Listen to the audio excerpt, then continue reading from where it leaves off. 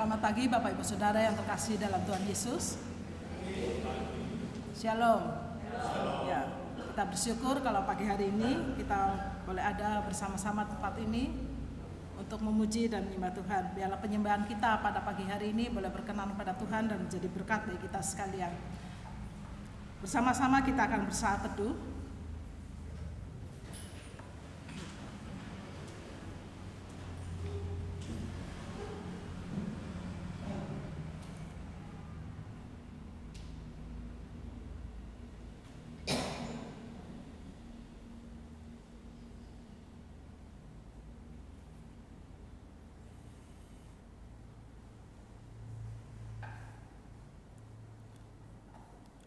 Amin. Saudara dalam kasih Tuhan, kami menyambut saudara sekalian untuk datang menghadap Tuhan, dan kebaktian kita pada pagi hari ini kita mau landaskan pada pengakuan bahwa pertolongan kita datangnya dari Tuhan yang menciptakan langit dan bumi, yang kasih setianya kekal untuk selama-lamanya dan yang tidak pernah meninggalkan perbuatan tangannya. Amin.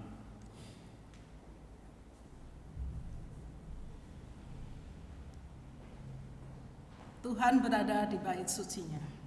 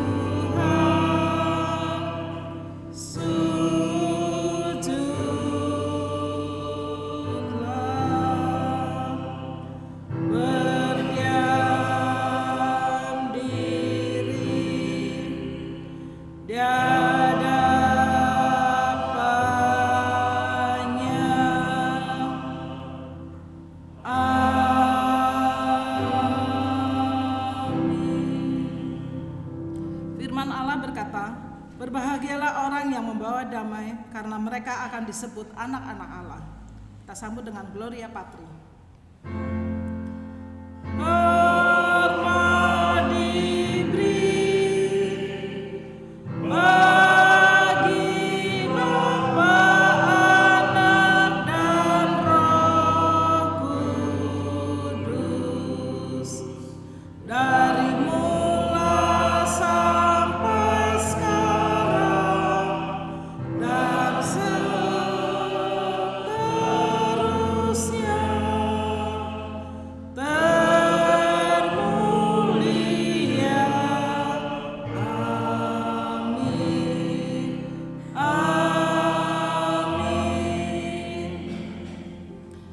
Melanjutkan dengan pembacaan bersama dan kita akan membacanya secara bergantian. Saya akan mulai terlebih dahulu.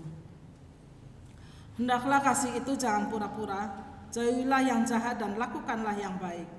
Hendaklah kamu saling mengasihi saudara dan saling mendahului dalam memberi hormat.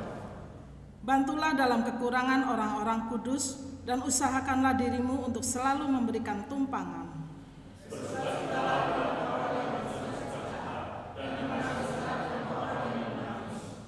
Hendaklah kamu sehati, sepikir dalam hidupmu bersama.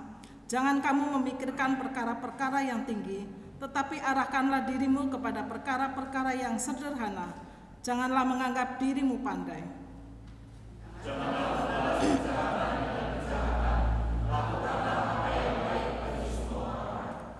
Sedapat-dapatnya kalau hal itu bergantung padamu, hiduplah dalam pendamaian dengan semua orang.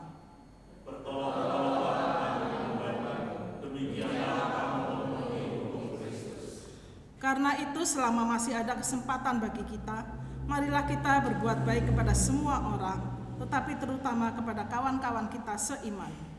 Saudara-saudaraku yang terkasih, segala semuanya mengasihi kita, maka haruslah kita juga saling mengasihi. Ya, untuk meresponi pembacaan bersama ini, kita akan mengangkat satu pujian kembali dari KPPK nomor 219, kita bersatu di dalam kasih-Nya.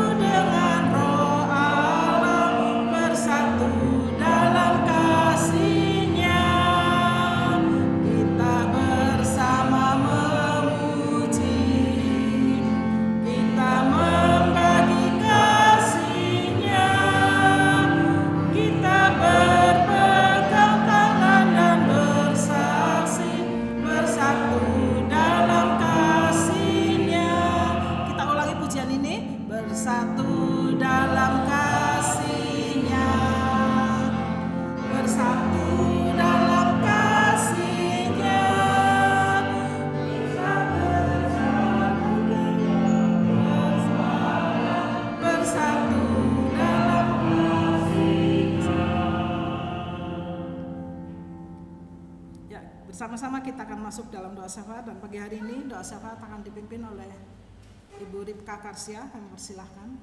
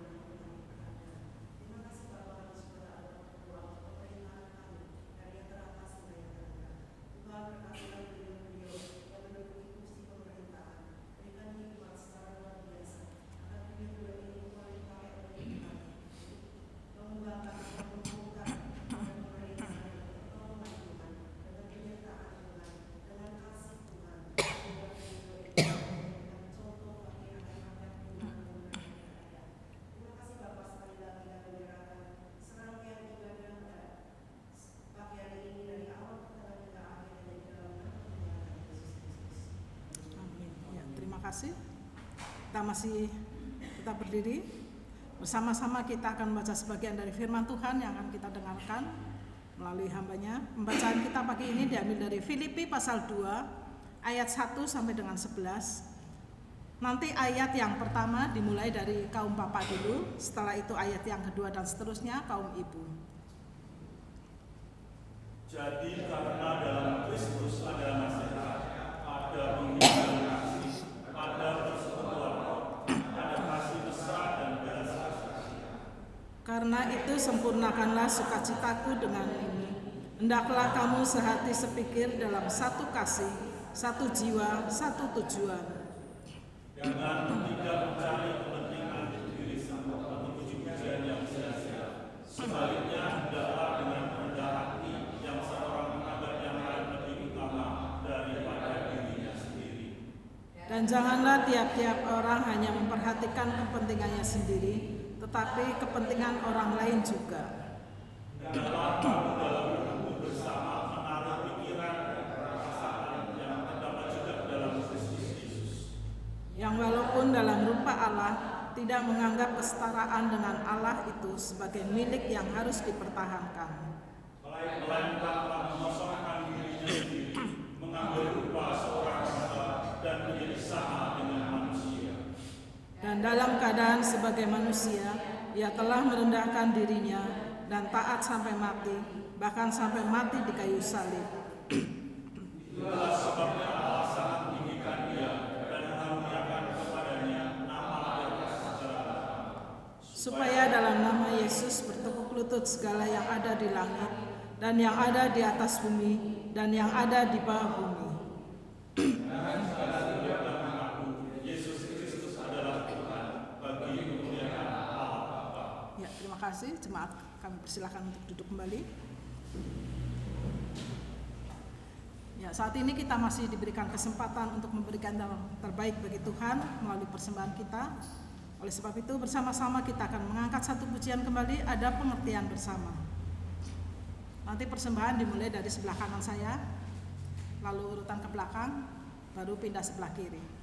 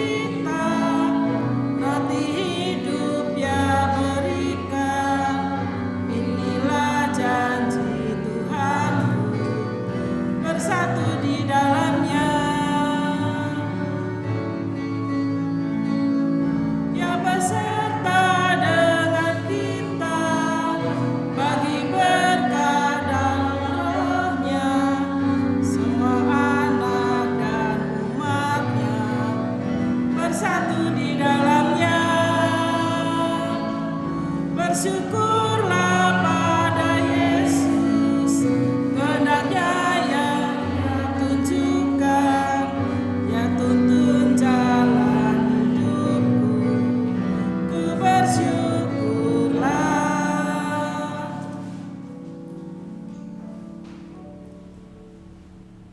Saya mengundang jemaat untuk bangkit berdiri kembali. Kita akan masuk di dalam doa syukur dan Ibu Rasini akan memimpin dalam doa ini. Kami persilakan.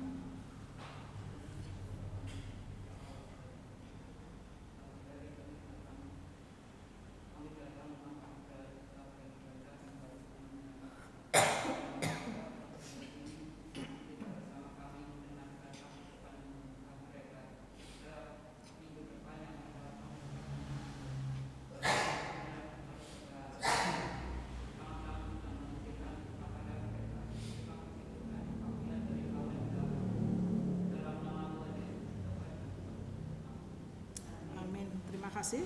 Kami persilakan duduk kembali.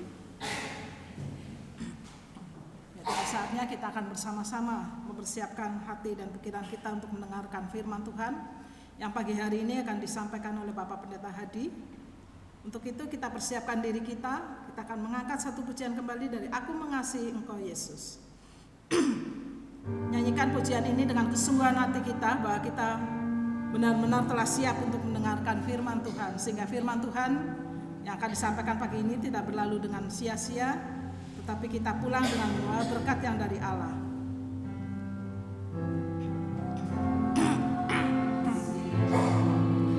Engkau Yesus dengan segenap hatiku, aku mengasihi Engkau Yesus dengan segenap jiwaku.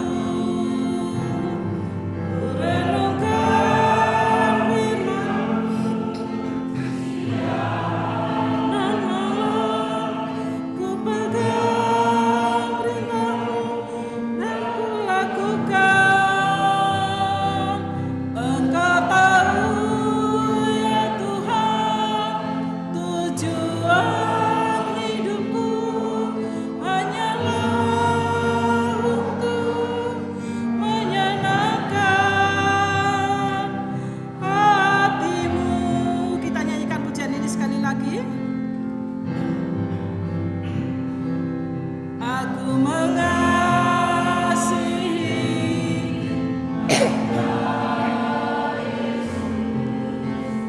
dengan segenap hatiku, aku mengasihi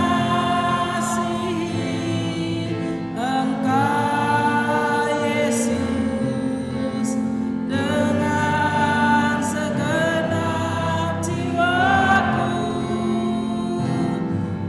Renungkan firman-Mu siang dan malam, ku pegang perintah-Mu dan ku lakukan. Kepada hamba-Nya Bapak Pendeta Hadi kami persilakan. Tujuan hidupku hanyalah untuk menyenangkan hati-Mu. Jemaat sekalian, mari kita berdoa. Bapa kami yang di dalam surga, Tuhan, kami bersyukur jikalau pada pagi hari ini Tuhan menghantar setiap kami untuk beribadah kepadamu, untuk boleh bersama-sama memuji dan memuliakan Engkau Tuhan. Kami bersyukur untuk kebenaran firman-Mu yang telah kami baca dan akan kami renungkan. Kiranya Tuhan juga menolong, Tuhan pimpin, berikan kepada setiap kami Tuhan pengertian akan kebenaran firman-Mu, supaya kami dapat memahami, mengerti, dan terlebih lagi melakukannya dalam hidup kami masing-masing. Urapi hamba-Mu, pakai hamba-Mu untuk menyatakan kebenaran firman-Mu. Di dalam nama Tuhan Yesus kami berdoa. Amin. Shalom Bapak Ibu yang dikasihi oleh Tuhan. Kita bersyukur pagi ini kita boleh kembali bersama-sama untuk beribadah. Kita akan bersama-sama merenungkan tema yaitu kesatuan tubuh Kristus. Kesatuan tubuh Kristus. Tubuh Kristus yang dimaksudkan adalah gereja. Menjaga keutuhan ataupun kesatuan tubuh Kristus bukanlah tanggung jawab perorangan, tetapi adalah tanggung jawab utama ataupun tanggung jawab bersama-sama di dalam kehidupan kita sebagai jemaat Tuhan, sebagai anggota tubuh Kristus. Saudaraku yang dikasihi oleh Tuhan, gereja secara kelembagaan dan juga keluarga secara kelembagaan itu adalah lembaga yang suci, lembaga yang kudus. Kenapa? Karena dua lembaga ini didirikan oleh Allah. Lembaga ini dikehendaki oleh Allah. Sehingga secara kelembagaan baik keluarga maupun gereja sesungguhnya memiliki fungsi yang sama, tempat di mana nama Tuhan ditinggikan. Tempat di mana nama Tuhan dimuliakan. Sehingga melalui gereja dan juga melalui kehidupan rumah tangga, melalui keluarga, di sanalah setiap orang yang ada di dalamnya bersama-sama bertumbuh untuk mengenal Tuhan, bersama-sama bertumbuh untuk belajar firman Tuhan, mengerti firman Tuhan, dan menjadi pelaku-pelaku firman Tuhan. Di dalam dua lembaga yang sama-sama kudus saudara, tetapi isi daripada lembaga yang kudus adalah manusia, saudara dan saya yang adalah manusia berdosa. Saudara dan saya ditebus oleh Tuhan, dipanggil, dikumpulkan untuk diproses di dalam hidup kekudusan untuk menjadi semakin serupa dengan Kristus. Di dalam segala kelemahan dan keterbatasan kita sebagai manusia, kita dipersatukan di dalam satu lembaga yang kudus, supaya hidup saudara dan saya bisa mencapai yang namanya kekudusan ataupun mempraktekkan hidup kudus itu. Secara kelembagaan kedua lembaga baik gereja maupun keluarga adalah kudus, tetapi di dalamnya adalah orang-orang yang berdosa. Sehingga sekalipun ini lembaga kudus, tetapi realita di dalam kehidupannya, bukankah kita seringkali melihat ada gereja yang pecah, gereja yang hidup di dalam kekacauan. Demikian juga di dalam keluarga. Sekalipun lembaga keluarga ini adalah kudus, tetapi isi di dalamnya adalah suami istri yang sama-sama penuh kekurangan, keterbatasan, sehingga di dalam hidup rumah tangga itu seringkali terjadi percekcokan, terjadi pertengkaran. Betul? Apakah ada keluarga yang tidak pernah bertengkar, bercekcok, berselisih pendapat? Ada?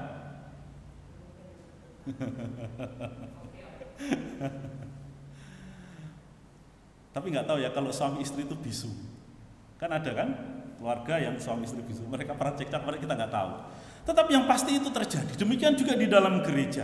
Nah, di dalam bagian firman Tuhan yang tadi kita sudah baca bersama-sama di dalam Filipi pasal 2 ayat 1 sampai dengan ayat yang ke-11. Rasul Paulus menghendaki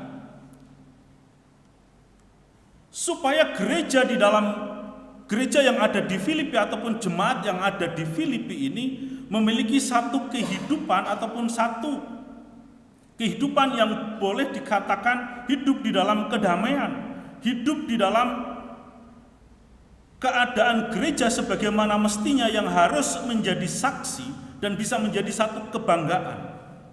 Saudaraku yang dikasihi oleh Tuhan, di dalam beberapa ayat ataupun dalam beberapa pasal di dalam Filipi ini, Rasul Paulus itu memuji bagaimana keadaan jemaat yang ada di Filipi. Mereka jemaat yang begitu bersaksi, melakukan tugas dan tanggung jawab pemberitaan firman Tuhan, hidup di dalam firman Tuhan, sehingga jemaat di Filipi ini boleh dikatakan jemaat yang cukup baik, yang membuat Rasul Paulus itu memuji dan membuat Rasul Paulus itu bersukacita, sekalipun ia ada dalam kondisi yang ada di dalam penjara. Nah, tetapi jika kita membaca ayat 1 sampai dengan ayat yang ketiga tadi, ataupun ayat 1 sampai dengan ayat yang keempat, ada indikasi bahwa di dalam kehidupan jemaat di Filipi ini tidak baik-baik saja. Ya, kemungkinan ada bibit-bibit perpecahan ataupun perselisihan yang ada di dalam jemaat ini. Sehingga Rasul Paulus perlu memberikan satu nasihat, memperingatkan jemaat bagaimana supaya mereka menjaga kesatuan tubuh Kristus itu. Saudara, indikasi itu dapat kita lihat di dalam pasal 4. Indikasi itu ada di dalam pasal 4 ayat yang kedua dan yang ketiga. Indikasi perpecahan ataupun perselisihan. Eudia kunasehati dan Sintike kunasehati supaya sehati sepikir dalam Tuhan. Nah, jadi ini ada indikasi bahwa orang-orang ataupun pelayan-pelayan yang ada di dalam jemaat, yaitu Eudikia dan Sintike, mereka ada di dalam perpecahan, mereka sedang berselisih, sehingga perlu dinasehati, diingatkan. Bahkan Paulus menyebut satu nama. Bahkan kuminta kepadamu juga, Sunsugos, temanku yang setia, tolonglah mereka, karena mereka telah berjuang dengan aku dalam pemberitaan Injil bersama-sama dengan Clemens dan kawan-kawanku sekerja yang lain yang nama-namanya tercantum dalam kitab kehidupan.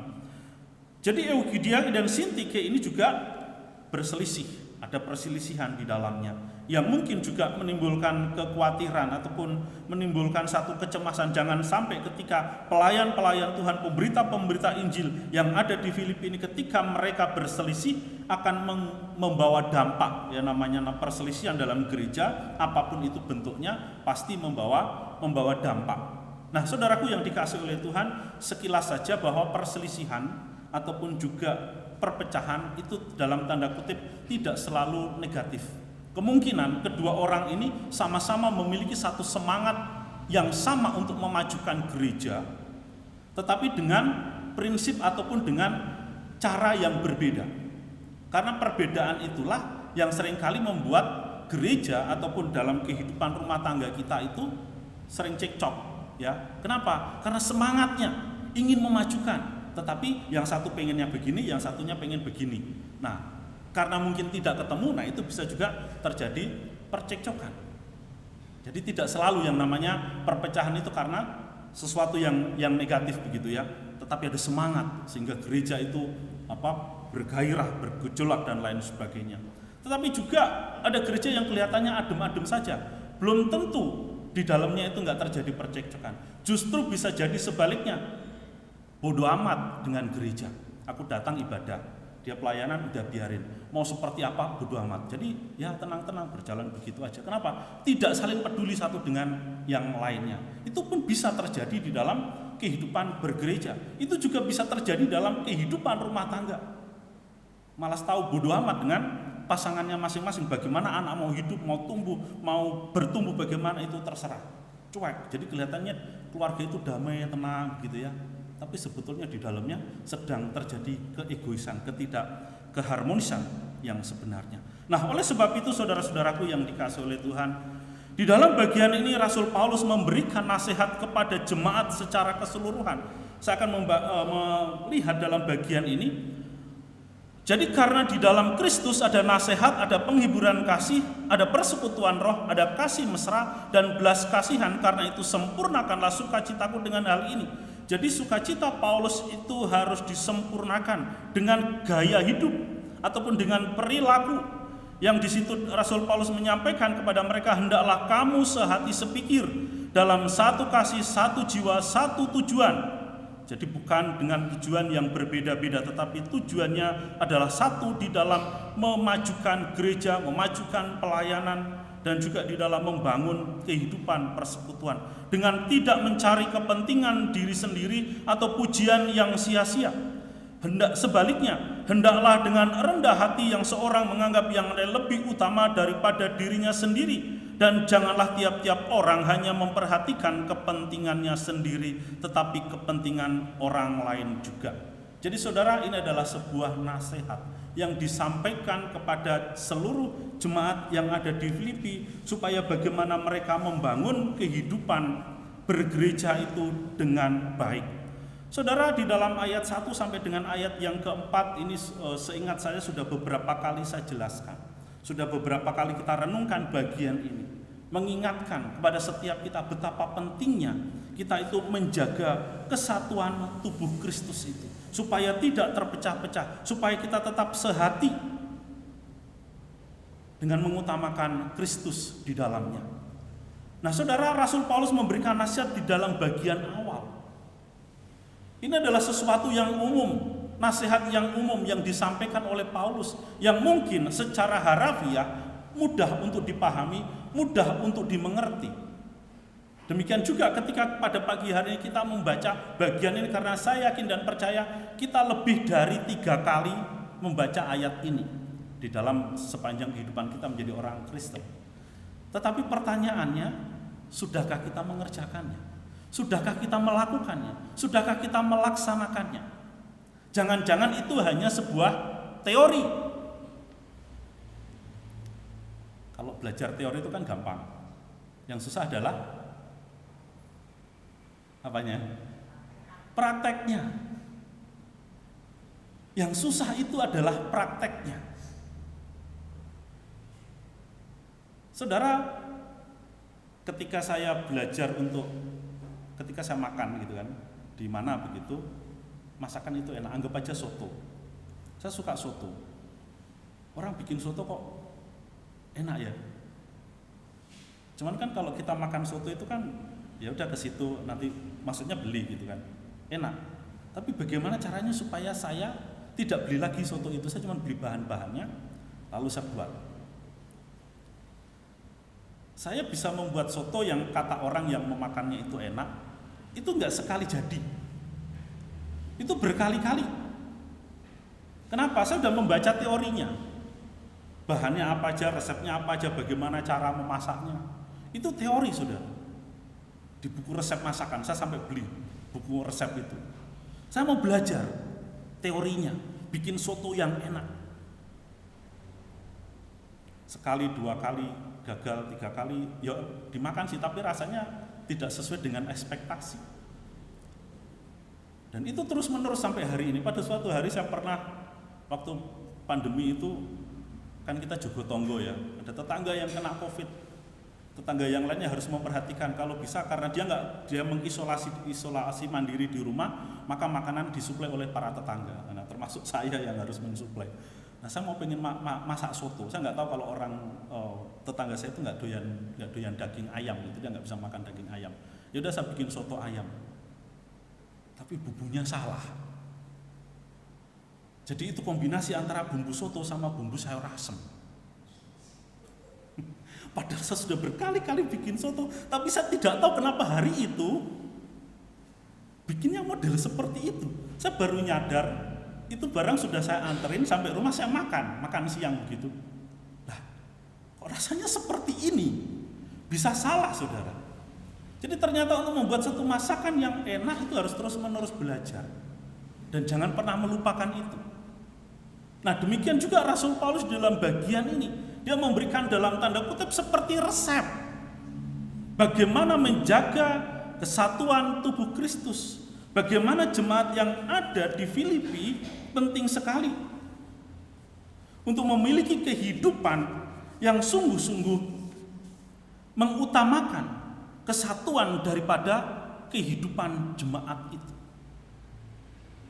Nah, oleh sebab itu Rasul Paulus dalam bagian ini dia bukan hanya memberikan nasihat, tetapi juga memberikan teladan di dalam kehidupan jemaat. Siapa yang menjadi teladan, saudara? Bukan dirinya, tetapi di dalam ayat 5 dikatakan, hendaklah kamu dalam hidupmu bersama. Jadi saya baca begini, hendaklah dalam hidupmu bergereja, berjemaat, sekalian berkeluarga, menaruh pikiran dan perasaan yang terdapat juga dalam Kristus. Jadi Rasul Paulus bukan hanya sekedar memberikan teori, bukan hanya sekedar memberikan nasihat, tetapi Rasul Paulus juga memberikan contoh bagaimana apa yang ia ajarkan, yang ia sampaikan itu sudah dilakukan, sudah dikerjakan, sudah ada buktinya, sudah ada contohnya, sudah ada teladannya. Siapa? Yaitu Yesus Kristus. Oleh sebab itu melalui bagian ini kita akan bersama-sama belajar melalui Filipi pasal 2 ayat 1 sampai 11. Terutama kita lihat di dalam ayat 5 sampai dengan ayat yang ke-8, kita akan bersama-sama belajar 3 sifat yang diteladankan oleh Yesus Kristus, yang juga dapat saudara dan saya teladani di dalam kehidupan kita untuk menjaga kesatuan tubuh Kristus, untuk menjaga keutuhan kehidupan rumah tangga kita. Nah, sifat yang pertama, saudara, yaitu mengutamakan orang lain daripada dirinya sendiri. Mengutamakan orang lain daripada dirinya sendiri. Karena itu juga dinasihatkan oleh Paulus.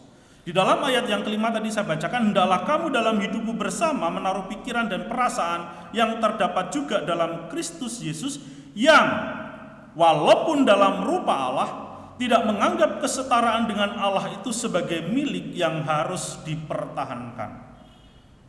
Saudara, apa yang dimaksudkan dengan mengutamakan orang lain? Artinya saudara, menjadikan ataupun menganggap orang lain itu lebih penting. Ada semangat di dalam diri kita sebagai anak-anak Tuhan, sebagai jemaat Tuhan, menjadikan orang lain itu lebih penting, lebih utama. Mementingkan orang lain artinya mendahulukan kepentingan orang lain. Itulah yang diteladankan oleh Yesus Kristus di dalam kehidupannya untuk setiap kita. Saudara, kita perhatikan di dalam ayat tersebut. Di dalam ayat yang ke-6 dikatakan yang walaupun dalam rupa Allah. Saudara, apa yang dimaksudkan dengan dalam rupa Allah? Karena ini menunjuk kepada pribadi Yesus. Dalam rupa Allah berarti keberadaan Yesus sebelum ia lahir ke dalam dunia ini. Sebelum ia ada, segala sesuatu itu sudah ada. Yesus bukan ciptaan, tetapi dia bukan ciptaan, tetapi dia adalah pencipta. Itulah rupa Yesus, keberadaan Yesus. Ada kesetaraan yang dikatakan dalam rupa Allah. Jadi ini menunjuk kepada keberadaan Yesus di dalam kekekalan. Artinya ia sama dengan Allah, ia adalah Allah.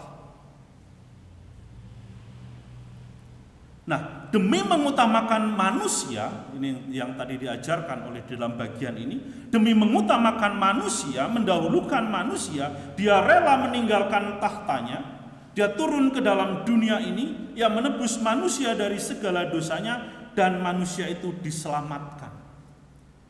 Saudara, inilah sifat Yesus Kristus yang mengutamakan orang lain. Artinya bahwa Yesus telah merendahkan dirinya serendah-rendahnya. Bahwa ia bukanlah, dalam tanda kutip, bukanlah siapa-siapa. Dia memberikan satu teladan hidup bahwa di dalam kehidupan bergereja sebagai umat Tuhan kita juga harus mengutamakan orang lain lebih daripada diri kita sendiri.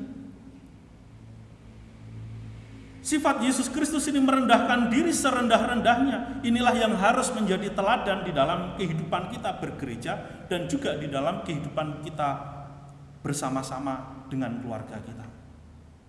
Utamakanlah orang lain. Ini adalah satu sifat yang mungkin sulit, tetapi saudara dan saya mau belajar untuk meneladani Yesus Kristus yang walaupun dalam rupa Allah itu ia turun ke dalam dunia ini, dia menyerahkan dirinya, dia merendahkan dirinya, dia mengutamakan orang lain lebih utama daripada dirinya sendiri. Artinya apa saudara? Tuhan Yesus memberikan satu keteladanan di dalam hidup saudara dan saya sebagai jemaat, supaya di dalam hidup bergereja, di dalam hidup berumah tangga, kita tidak boleh egois. Apa itu egois saudara? Ya mengutamakan diri sendiri. Aku yang paling utama. Aku yang harus diutamakan. Aku yang paling penting dalam gereja ini. Aku yang paling penting dalam keluarga ini. Itu namanya egois. Kenapa hal ini harus dibuang? Kenapa keegoisan itu harus dibuang? Dan mengapa kita harus mengutamakan orang lain? Karena keegoisan itu dapat merusak persekutuan, dapat merusak tatanan kehidupan berjemaat. Karena keegoisan ataupun mementingkan diri sendiri itu juga dapat merusak kehidupan rumah tangga. Saudara, pengalaman hidup saja. Coba saudara pikirkan, bagaimana kalau di dalam keluarga itu ada salah satu anggota keluarga yang mementingkan dirinya sendiri. Anggap saja kalau itu saudara kandungmu. Pokoknya apa-apa dia, apa-apa harus dia, apa-apa dia yang harus memutuskan, apa-apa minta pertimbangan dia.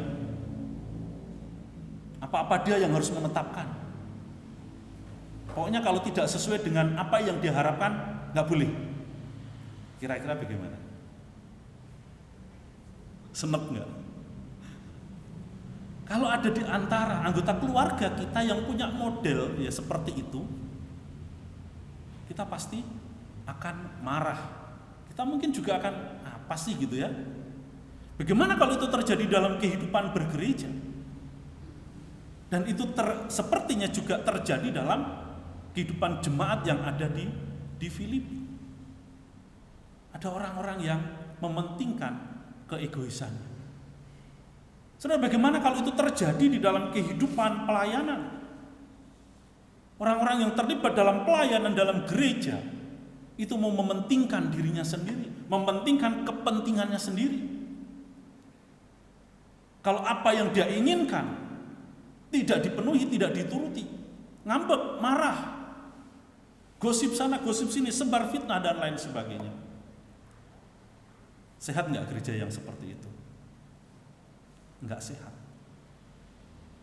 Kalau anggota keluarga kita modelnya seperti itu, menceritakan keburukan orang tuanya atau menceritakan keburukan saudaranya, dapat kita bayangkan bagaimana kacaunya keluarga itu.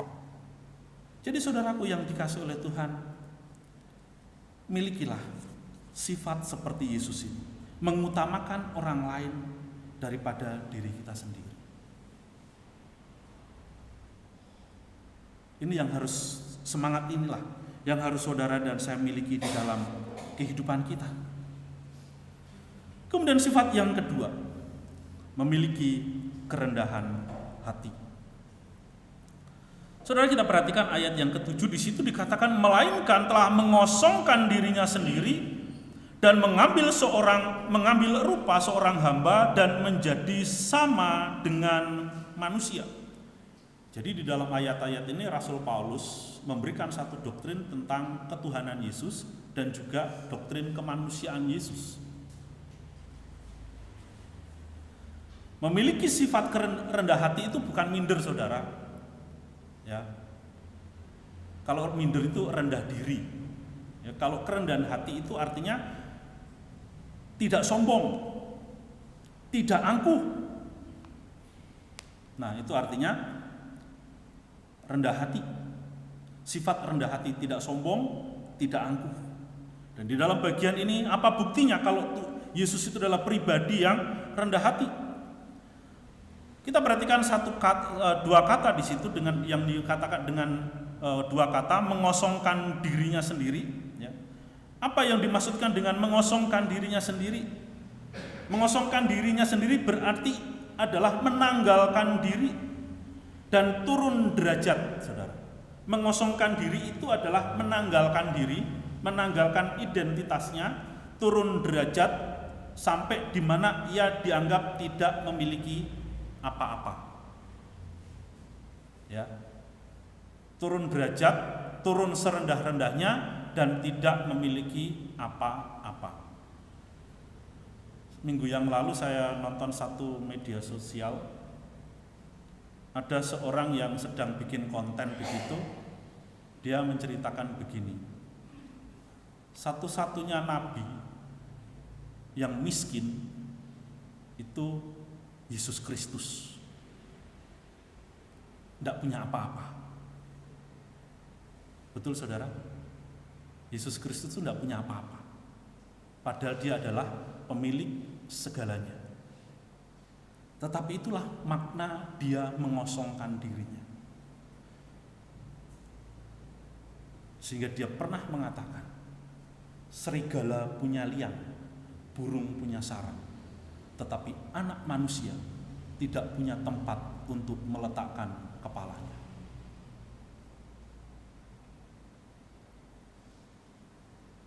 Itulah kerendahan hati Yesus. Tidak ada sesuatu yang disombongkan di dalam hidupnya, di dalam keberadaannya sebagai manusia.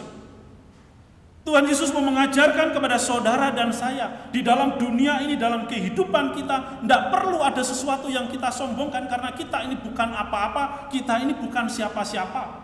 Segala sesuatu yang ada di dalam hidup kita hari ini, itu adalah pemberian Tuhan, itu adalah titipan Tuhan. Apapun itu, siapapun kita. Karena segala sesuatu yang kita miliki di dalam dunia ini, itu semua juga akan kita tinggalkan. Sehingga saudara, sifat memiliki kerendahan hati, tidak sombong, tidak angkuh, ini perlu saudara dan saya miliki. Pengosongan diri seperti inilah yang harus kita kerjakan, yang harus kita lakukan dalam kehidupan kita, baik di dalam gereja maupun juga di dalam kehidupan rumah tangga. Karena ketika saudara dan saya belajar untuk merendahkan diri, untuk tidak sombong, untuk tidak angkuh, maka di sanalah kehidupan kita akan fokus bahwa aku mau mengerjakan apa yang Tuhan mau kerjakan di dalam kehidupanku. Ketika Yesus telah mengosongkan dirinya, dia tidak memiliki apa-apa. Bahkan saudara, kalau kita melihat sejarah, ketika Yesus itu mengosongkan dirinya, tidak ada yang mengenalinya siapa dia. Ia datang kepada milik kepunyaannya, tetapi milik kepunyaannya tidak menolaknya, tidak mengenalinya. Hampir-hampir di dalam catatan Alkitab tidak ada yang mengenali siapa Yesus. Itulah sebabnya kenapa umur 13 sampai 30 tahun, ini kemungkinan dalam pemikiran saya, kenapa Alkitab tidak mencatat itu? Kan itu seringkali menjadi salah satu yang diserang oleh orang lain. Kalau dia Tuhan, kalau dia Nabi, kenapa catatan antara umur, kan terakhir itu Yesus dicatat itu di bait Allah itu kan, yang dia berdiskusi dengan alim ulama di dalam bait Allah. Kemudian orang tuanya pulang setelah beberapa hari perjalanan, mereka baru nyadar Yusuf dan Maria, loh Yesus kok nggak ada bersama-sama dengan kita. Dipikir udah bareng dengan saudara yang lain, ternyata ketika dia kembali, Yesus ada di dalam bait Allah. Dan setelah itu kan Alkitab mencatat, ia semakin besar, ya, dikasih oleh Allah dan dikasih oleh Allah. Dikasih oleh Allah dan manusia. Tetapi setelah itu catatan itu hilang, tidak ada. Sampai umur 30 tahun ketika Yesus tampil. Artinya apa? Tidak ada orang yang mengenalinya. Dia tumbuh menjadi pribadi yang menjadi pemuda yang menjadi pemuda biasa. Secara lahiriah ia adalah pemuda anak tukang kayu. Siapa yang mau peduli dengan pemuda anak tukang kayu? Enggak ada yang mau peduli. Bahkan di dalam Kolose 1 ayat 9 dikatakan seluruh kepenuhan Allah berkenan diam di dalam Dia. Saudara, Kolose ini memberikan satu kesaksian. Seluruh kepenuhan Allah itu berarti setara dengan Allah yang Maha Kuasa. Jadi Yesus adalah Allah yang Maha Kuasa, Allah yang Maha Mulia, Allah yang Maha Kasih, dan atribut-atribut yang lainnya itu ada di dalam dirinya. Tetapi karena dia telah merendahkan dirinya, tidak ada seorang pun yang dapat mengenalinya. Orang hanya mengenalnya dia adalah anak si tukang kayu. Dan ketika dia mengajar, melakukan begitu banyak tanda mujizat, orang hanya mengenalnya, bukankah dia itu anak Yusuf si tukang kayu? Yang kesehariannya bersama-sama dengan kita. Dia sama dengan kita. Tidak ada sesuatu yang disombongkan. Mereka semua kaget ketika melihat Yesus, ketika melakukan tanda mujizat, ketika mengajar banyak orang. Tetapi orang hampir tidak mengenalnya. Selama kurang lebih 17 tahun nggak ada yang mengenalnya. Itulah bentuk kerendahan hati Yesus yang harus saudara dan saya teladani dalam hidup kita. Bahwa kita ini bukanlah siapa-siapa. Kristus memiliki segalanya. Namun di dalam kerendahan hatinya, ia mengosongkan dirinya. Dia bertindak seolah-olah dia tidak memiliki apa-apa. Tidak memiliki sesuatu yang layak untuk disombongkan. Saudaraku yang dikasih oleh Tuhan, di seluruh kehidupan ataupun sektor hidup kita itu pasti ada masalah, ada persoalan. Baik dalam gereja kita maupun dalam keluarga kita. Selalu Tuhan izinkan ataupun Tuhan kehendaki. Ada berbagai macam masalah, persoalan di dalam kehidupan kita. Tetapi di tengah-tengah masalah dan persoalan di dalam hidup kita, jangan sampai kita ini menjadi orang yang lupa dengan identitas diri kita. Saudara, di dalam fotum tadi sudah dibacakan Matius pasal 5 ayat 9. Inilah yang harus senantiasa kita ingat, status kita, saudara. Matius pasal 5 ayat 9 dikatakan, berbahagialah orang yang membawa damai, karena mereka akan disebut anak-anak Allah. Inilah status kita. Ketika saudara dan saya merasa sebagai orang Kristen dan memiliki kehidupan yang bergereja, kita pun sebagai anggota gereja, sebagai anggota tubuh Kristus, saudara dan saya punya status sebagai anak-anak Allah. Betul? Apa yang harus kita lakukan sebagai anak-anak Allah? Menurut Matius pasal 5 ayat 9. Berbahagialah orang yang membawa apa tadi, saudara? Damai. Berbahagialah orang yang membawa damai, karena mereka disebut sebagai anak-anak Allah. Jadi status kita sebagai anak-anak Allah dalam hidup kita di dalam dunia ini, baik di gereja maupun dalam kehidupan rumah tangga dan bermasyarakat, apa yang kita bawa? Apa? Damai. Kedamaian itulah yang harus saudara ciptakan. Kedamaian itulah yang harus saudara dan saya wujudkan. Itu bukan teori, tetapi harus kita praktekkan. Apa yang harus kita kerjakan supaya di tengah-tengah kehidupan kita, dalam berbagai macam situasi dan kondisi, kita membawa damai. Padahal realitanya banyak masalah, banyak konflik.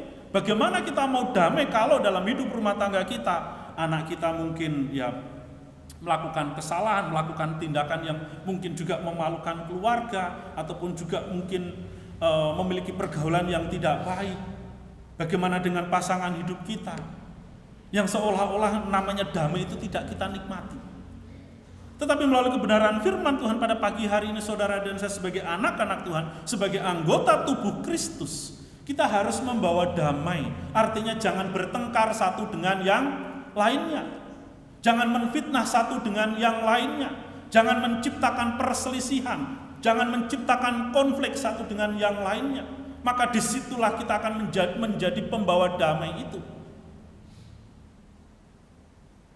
Jangan ngurusin urusan orang lain kalau kita tidak diminta. Kenapa? Karena belum tentu campur tangan kita itu bisa menyelesaikan masalah. Ada satu ayat Alkitab di dalam Amsal itu, kalau ada orang bertengkar, jangan ikut campur. Itu ibaratnya kamu menjewer telinga anjing yang sedang lewat. Nah, itu di dalam Amsal itu, saudara. Artinya kalau kita cawe-cawe, menyelesaikan masalah enggak? Justru akan menambah masalah. Jadi saudaraku yang dikasihi oleh Tuhan, sifat rendah hati ini harus ada di dalam diri kita. Sifat rendah hati inilah yang akan menolong kita, mendorong kita untuk membawa damai, menciptakan kedamaian, mengupayakan kedamaian di dalam kehidupan kita bergereja maupun dalam kehidupan rumah tangga, sehingga kesatuan daripada tubuh Kristus, kesatuan daripada lembaga itu dapat terwujud. Kalau saudara sudah belajar mempraktekkan nilai-nilai kebenaran firman Tuhan, memiliki kerendahan hati,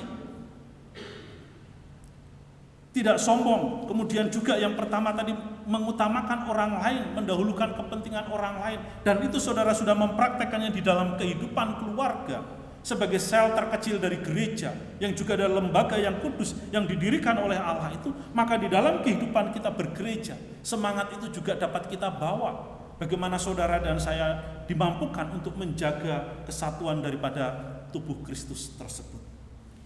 Kemudian sifat yang terakhir yang perlu saudara dan saya teladani dari sifat Yesus, yaitu memiliki kerelaan untuk berkorban. Memiliki kerelaan untuk berkorban. Saudara, kita sama-sama perhatikan ayat yang ke-8. Ayat yang ke-8 di situ dikatakan, dan dalam keadaan sebagai manusia, ia telah merendahkan dirinya dan taat sampai mati, bahkan sampai mati di kayu salib. Kerelaan untuk berkorban. Jadi itu bukan teori, saudara. Tetapi Yesus sudah memberikan keteladanan sifat rela berkorban itu. Apa maksudnya? Memiliki kerelaan untuk berkorban adalah memiliki kesediaan dengan ikhlas hati, dengan tulus ikhlas, melakukan segala sesuatu dengan tulus ikhlas tanpa mengharapkan imbalan. Dan itu Tuhan Yesus sudah lakukan untuk saudara dan saya. Dia memiliki kerelaan untuk berkorban, dia datang ke dalam dunia ini. Bukan hanya membuat ia rela untuk mengesampingkan hak dirinya yang tadi kesetaraan dengan Allah, tetapi juga merendahkan dirinya dan menjadi pelayan bagi semua. Ia juga mengorbankan nyawanya sendiri bagi orang-orang yang dilayaninya,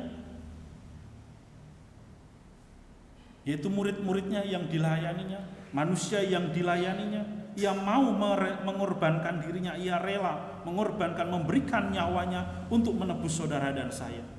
Yesus rela mengorbankan dirinya bagi kepentingan manusia yang berdosa, yang seharusnya menerima murka Allah sebagai hukuman dosa yang diperbuat oleh manusia. Tetapi dari kehidupan Yesus kita bisa melihat bagaimana kerelaan dia berkorban. Jiwa pengorbanan Yesus yang seperti inilah yang seharusnya saudara dan saya miliki di dalam kehidupan kita berjemaat. Kerelaan untuk berkorban bagi orang lain, kerelaan untuk berkorban bagi anggota keluarga kita, kerelaan berkorban bagi sesama kita. Kerelaan berkorban menunjukkan tidak mementingkan diri sendiri. Namun ketika saudara dan saya melakukan ataupun memiliki kerelaan untuk berkorban, jangan pernah mengharapkan imbalan. Inilah yang dikatakan keikhlasan di dalam kehidupan kita. Dan itu bisa kita praktekkan mulai dari mana? Dari keluarga. Ikhlas melayani suami, ikhlas melayani istri, ikhlas membantu suami, ikhlas membantu istri, ikhlas membantu orang tua. Khususnya anak-anak. Kadang-kadang kalau disuruh sama orang tua, nanti aku dapat apa? Betul ya? Kita waktu masih anak-anak juga begitu. Dimintain saya tolong sama orang tua, kadang-kadang kita masih banyak alasan. Mau mengerjakan inilah, mau mengerjakan itulah. Tidak ada ketulusan, keikhlasan. Kenapa? Ya karena gak ikhlas. Tetapi melalui kebenaran firman Tuhan pada pagi hari ini mengingatkan pada kita. Yuk kita sebagai jemaat Tuhan, sebagai anggota tubuh Kristus, kita ikhlas mengerjakan segala sesuatu. Rela berkorban. Karena kita ini adalah tubuh Kristus. Saudara dapat bayangkan kalau misalkan tadi saya kebelet kencing ya, kepingin kencing. Terus misalkan kaki saya bilang, aku gak mau nganterin kamu ke kamar mandi. Mata bilang, aku gak mau ngeliatin jalan. Tapi ini kebelet kencing nih. Ya itu urusanmu, bukan urusan saya. Saya mau pergi sendiri. Bisa gak? Bisa gak saudara? Gak bisa. Ini kebelet kencing. Yang lain harus menolong. Dengan tulus ikhlas. Mulai berdiri, kaki berjalan, mata melihat, tangan buka pintu, ya kan? Mengarahkan pandangan ke sono. Buka pintu dan lain sebagainya. Beres, selesai. Ikhlas nggak sih kaki? Tadi perasaan kaki saya nggak bilang, kamu yang tadi kebelet kencing kok nggak bilang terima kasih sama saya. Mata nggak bilang, kamu tadi kebelet kencing, kok nggak bilang say thank you buat saya. Saudaraku, kita ini adalah tubuh Kristus yang harus saling membantu, saling menolong, rela berkorban dengan ketulusan dan keikhlasan. Jadi mulai hari ini buat kalian anak-anak, kalau ada orang tuamu minta bantuan, suruh cuci piring kah, suruh ngepel kah, nyapu kah, Mau nggak melakukan dengan tulus ikhlas? Halo, anak-anak. Mau nggak melakukan dengan tulus ikhlas? Hah? Jangan-jangan di sini nggak ada loh anak-anak yang kalau dimintain sama orang tua itu ngedumel gitu. Pasti semua saya yakin tulus ikhlas. Ya betul ya? Betul begitu? Anak-anak youth. Alamatnya nancep ya, mak jelek gitu. Anak-anak youth, kalau kalian dimintain orang tua tulus ikhlas nggak? Kalau dimintain tolong? Hah? Ya cicilan nih. Tulus ikhlas nggak? Ikhlas namanya, ikhlas. Jadi saudara, anak-anak youth, kalian belajarlah melakukan segala sesuatu itu dengan tulus ikhlas. Jangan hitung-hitungan. Ya, baik dalam kehidupan rumah tangga bersama dengan orang tua kalian maupun di dalam pelayanan. Oke? Oke? Demikian juga bagi bapak dan ibu sekalian. Saling membantu, saling menolong suami istri. Rela berkorban. Jangan hitung-hitungan. Kenapa? Karena kita mau memiliki hati seperti hati Kristus. Kita mau memiliki sifat seperti sifat Kristus. Maka kalau itu tidak dibiasakan, kalau itu tidak dilatih, maka selamanya itu hanya akan menjadi teori di dalam kehidupan kekristenan kita. Oleh sebab itu saudaraku yang dikasihi oleh Tuhan, sebagai penutup kita harus menjaga kesatuan tubuh Kristus dan milikilah sifat-sifat Kristus itu di dalam hati kita. Latihlah itu di dalam kehidupan saudara, baik dalam kehidupan rumah tangga maupun dalam kehidupan kita bergereja. Yang pertama yaitu mengutamakan orang lain lebih daripada diri kita sendiri. Kemudian sifat yang kedua apa tadi? Memiliki kerendahan hati. Dan yang ketiga memiliki kerelaan untuk berkorban. Oke, sekali lagi ya. Sifat yang pertama yaitu apa? Mengutamakan orang lain lebih daripada diri kita sendiri. Kemudian yang kedua memiliki kerendahan hati, dan yang ketiga memiliki kerelaan untuk berkorban. Amin. Oke, minta kesediaan penginjil kita untuk tutup kita dalam doa. Untuk doa syukur.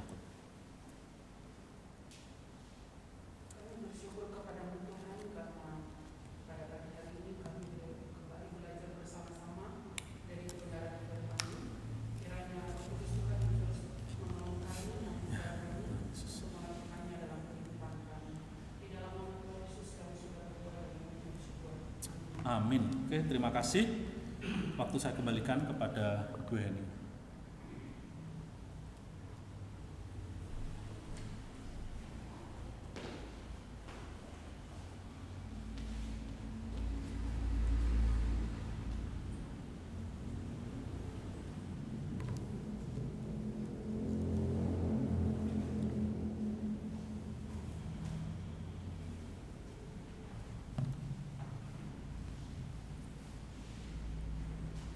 Terima kasih kepada Bapak Pendeta Hadi yang sudah menyampaikan kebenaran firman Tuhan untuk kita sekalian. Mari yang sudah kita pelajari bersama pagi ini, kita terapkan di dalam kehidupan kekristenan kita. Kita bersatu untuk memajukan gereja kita di tempat ini. Terima kasih untuk pelayanannya kepada Bapak Pendeta Hadi. Kiranya Tuhan memberkati pelayanan dan juga keluarga Bapak. Untuk menyambut firman Tuhan ini, kita akan mengangkat satu pujian kembali. Kita akan bersama-sama menyanyi Satukanlah Hati Kami.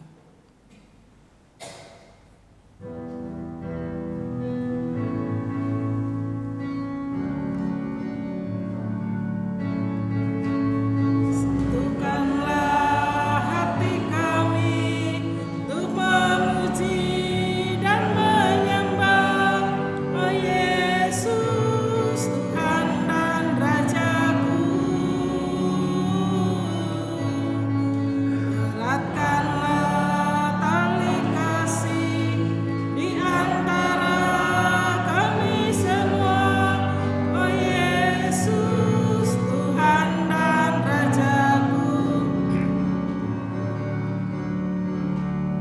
Bergandengan tangan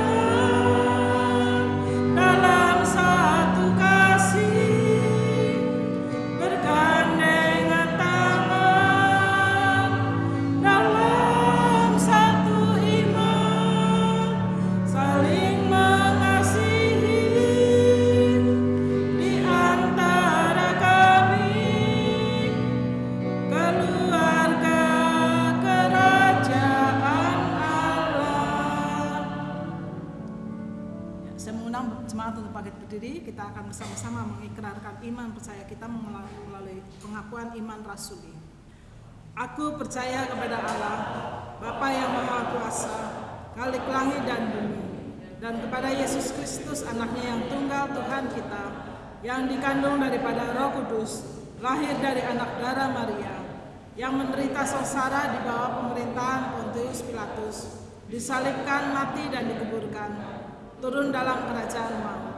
Pada hari yang ketiga bangkit pula dari antara orang mati, naik ke surga, duduk di sebelah kanan Allah, Bapa yang Maha Kuasa. Dan dari sana Ia akan datang untuk menghakimi orang yang hidup dan yang mati. Aku percaya kepada Roh Kudus, gereja yang kudus dan am, persekutuan orang kudus, pengampunan dosa, kebangkitan tubuh, dan hidup yang kekal. Amin. Bersama-sama kita akan mengakhiri ibadah kita. Kita akan menyanyikan doxologi. Setelah itu doa berkat akan disampaikan oleh Bapak Pendeta Hadi.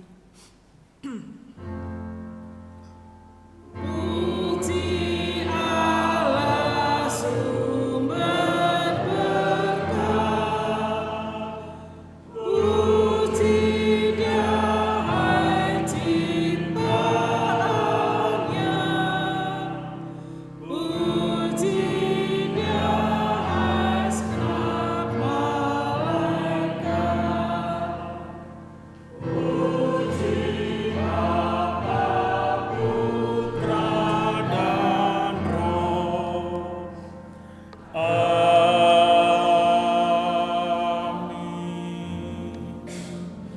Jemaat yang dikasihi oleh Tuhan, pulanglah, kembalilah ke dalam kehidupanmu sehari-hari, dan ingatlah akan tugas dan tanggung jawabmu sebagai anak-anak Allah yang harus membawa damai dalam segala aspek kehidupanmu. Arahkanlah hatimu kepada Tuhan dan terimalah berkat-Nya. Turunlah kiranya atas kita kasih karunia dan damai sejahtera dari Allah Bapa dan dari Yesus Kristus menyertai engkau, serta persekutuan dengan Roh Kudus memelihara hati dan pikiranmu dari sekarang sampai selama-lamanya, sampai Tuhan Yesus datang kedua kalinya. Amin. Amin.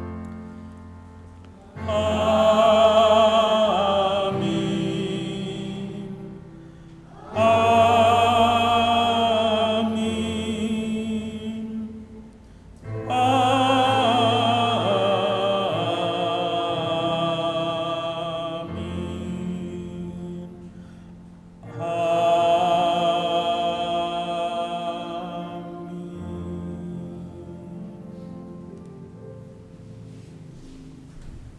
Jemaat dipersilakan untuk duduk kembali. Saya akan membacakan untuk warta gereja minggu depan tanggal 28 Mei. Pengkhotbah Bapak Pendeta Hadi Purwanto, liturgisnya Evangelis Rita Purwanto, doa syafaat saya sendiri, doa syukur Bapak Bagio, LCD Intan, pemusiknya Saudari Novita. Lalu persekutuan youth setiap hari Sabtu jam 6 sore, ibadah sekolah minggu setiap hari Minggu jam 9 pagi, lalu kebaktian doa setiap hari Rabu jam 6 sore. Kami mengharapkan untuk Bapak Ibu Saudara yang bisa hadir.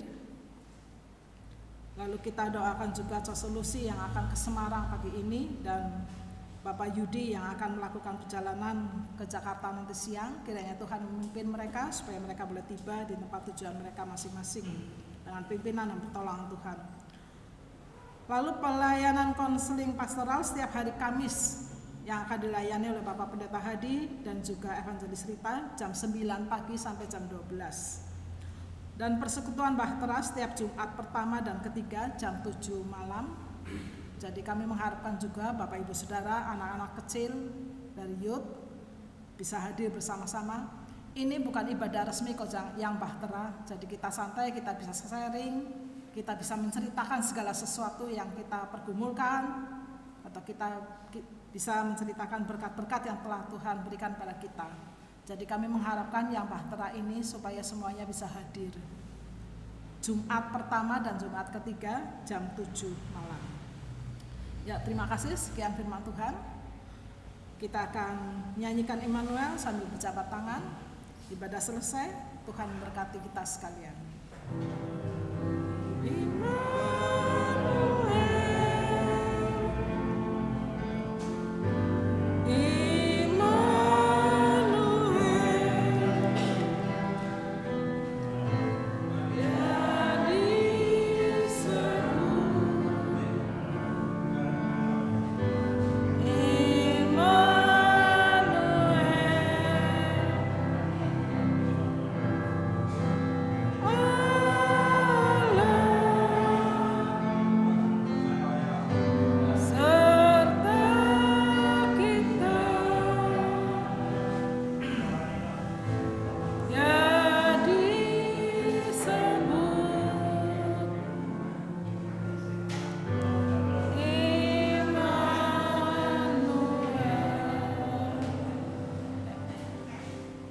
Waktu yang selesai, silakan Bapak Ibu mengambil saat teduh.